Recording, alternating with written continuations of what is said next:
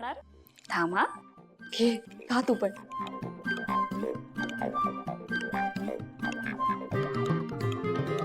हळूहळू. वा वा वा वा, वेदा एकदम मस्त असं थंड थंड वाटतंय ना. असं वाटतंय जसं काही तोंडातच फ्रीज तयार झालाय. वेदा दाताला अशा झिणझिण्या येत आहेत ना, हो ना? हो का?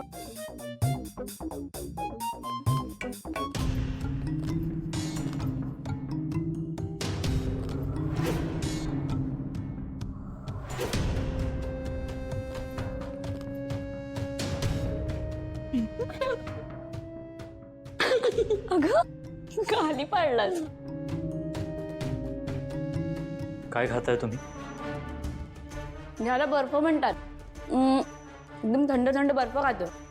ते कळतं मला, पण तुला कळत नाही की वेदासाठी हे ठीक नाहीये. वेदा बाळा, तुला माहिती ना अशा गोष्टी खायच्या नसतात. आता कुठे तू तापातून उठली आहेस, तर बर्फ खाशील तर परत आजारी पडशील. हां, देते देते शोध. अहो खाते ती तर खाऊ देत ना. वेदाशी बोलून बाळा परत खाऊ नकोस, ओके? आणि जा आता जाऊन झोपा, आराम कर.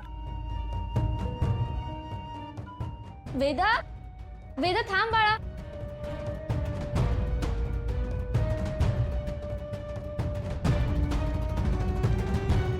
वेदा, वेदा.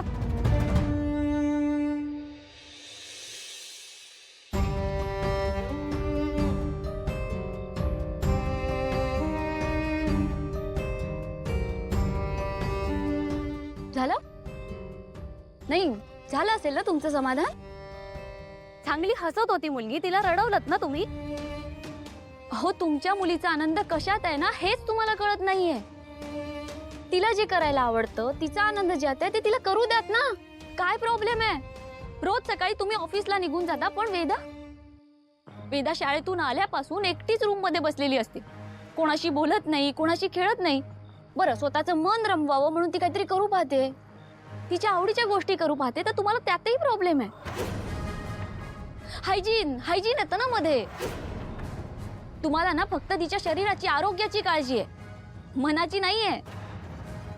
बरं आम्ही काहीतरी करू पाहतोय तर तुम्हाला त्यातही प्रॉब्लेम आहे.